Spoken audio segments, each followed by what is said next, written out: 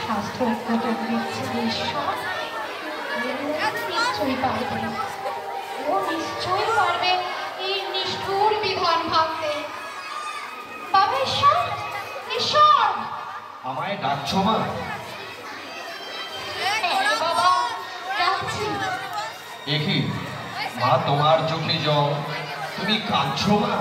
কি হয়েছে, কি হয়েছে আমাকে বলো মা।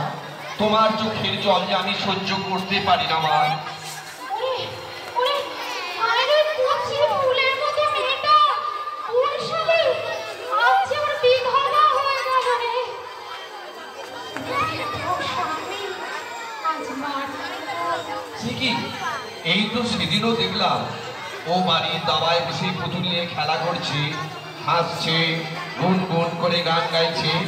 আর কোনোদিনও পুতুল খেলবে না, ঈশ্বর কোনোদিনও পুতুল খেলবে না, কোনোদিন গান গাইবে না রে বাবা। ওকে, ওকে কেউ হাসতে দেখবে না রে। আর ঈশ্বর, এখন সারা জীবন তোকে কাঁদতে হবে বাবা। নিরামিষ আহার আর সাদা খাওয়ান করতে হবে। আরো এক রাশ কালো চুল দেওয়া হবে বাবা। কি বলছো তুমি মা? ওইটুখানি মেয়েকে এত নিপীড়ন, এত নির্যাতন সহ্য করতে হবে? এ তো নারী জাতির প্রতি চরমতম অমর্যাদা, অসম্মান। ঘরে ঘরে এমন কত শত বালিকাকে সমাজের এই নিষ্ঠুর বিধানে এমন কত নির্যাতন মুখ বুজে সহ্য করতে হচ্ছে বাবা। বাবা ঈশ্বর, তুই কি পারিস না? তুই কি পারিস না এইসব অসহায় বাল্য বিবাহ দেখে এর জন্য কিছু করতে? শাস্ত্রে কি এদের কথা কিছুই উল্লেখ নেই? নিশ্চয়ই আছে মা, আমি শাস্ত্রভিতে দেখেছি বিধবাদের আবার বিবাহ দেওয়ার উল্লেখ আছে। ব্রহ্মচর্য সহমরণ না পারলে বিবাহ ওরা করতে পারে। তাহলে তুই ওদের চোখের জল মিশিয়ে দে বাবা, ওদের জন্য কিছু একটা কর। এই তো তোমার আদেশ। ঈশ্বর, আদেশ হয়, আদেশ হয় বাবা। আমি তোমার চরণ ছিল শপথ নিলাম মা, তোমার এই আদেশ আমি অবশ্যই পালন করব। জীবনকে বাজি রেখে আজ থেকে আমি কাজে ঝাঁপ দিলাম মা। তুমি আমাকে আশীর্বাদ করো মা, যেন এই কাজে আমি শত বাধা বিপত্তিকে তুচ্ছ করে সফল হতে পারি মা। আমি তোকে আশীর্বাদ করছি বাবা, সব বাধা বিঘ্নকে তুচ্ছ করে তুই এগিয়ে যা বাবা, তুই এগিয়ে যা। কচি ফুলের মতো মেয়েদের এই কষ্ট, এই যন্ত্রণা তুই কর ঈশ্বর।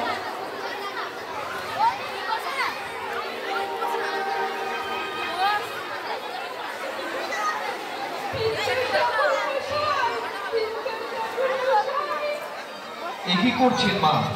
আপনারা মায়ের জাত, আপনাদের স্থান আমার চরণে নয়, আমার মাথার উপর।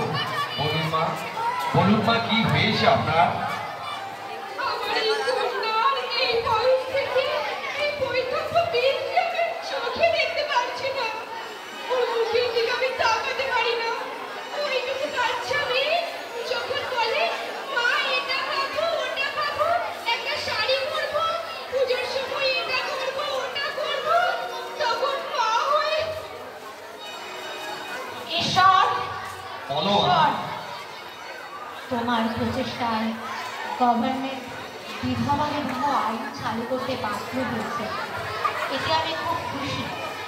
কিন্তু হ্যাঁ মা, শত বাধা বিপত্তিকে তুচ্ছ করে তোমার আশীর্বাদে আমি পেরেছি। তোমার আশীর্বাদে এই আইনকে আমি বিধিবদ্ধ করতে পেরেছি মা। শুধু আইন হলে যে চলবে না বাবা, বাস্তবেও যে এই কাজ তোমাকে করতে হবে। কি করতে হবে মা? তুমি আমাকে আদেশ করো মা। ওই মেয়েটির মুখে দিকে তাকিয়ে দেখো বাবা, কিশোরী বেলায় যত আনন্দ ওর জীবন থেকে বিদায় নিয়েছে, মাত্র 8 বছর বয়সে। 8 বছর বয়সে বিধবা হয়েছে বাবা।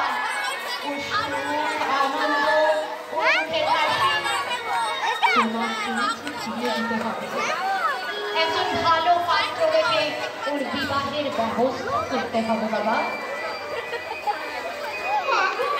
তুমি মানুষ নও দেবী, এমন মা না হলে কি এমন জ্ঞানী গুণী বিদ্যুৎ সাগর সন্তানের জন্ম হয়? মা, আমি খালি আমার রঙের শাড়ি আমার পরতে পারবো? আমাকে আর আলু চাল সেদ্ধ ভাত দিতে হবে না? আমার মন গঠন করলে কারো খারাপ কিছু হবে না তো মা? না মা, এবার থেকে সকলে তোমার মুখদর্শন করবে। তুমি আবার হাসবে, খেলবে, যা মন চায় তাই খাবে। একবার যখন আমি আমার মায়ের আদেশ পেয়ে গেছি তখন তুমি মানুষ নও বাবা, দেবতা, ভগবান তোমার সদা মঙ্গল করুন। এই বাংলাদেশের মেয়েরা চুপ চুপ করে তোমার কথা মনে রাখবে। খুব সাবধানে মত না, এখানটা বেশ অন্ধকার। আয় এইখানটায় আমরা দাঁড়াই, বেটা বিদ্যাসাগর এই পথ ধরিয়ে আসবে। হ্যাঁ, আজ ওকে উচিত শিক্ষা দিতে হবে।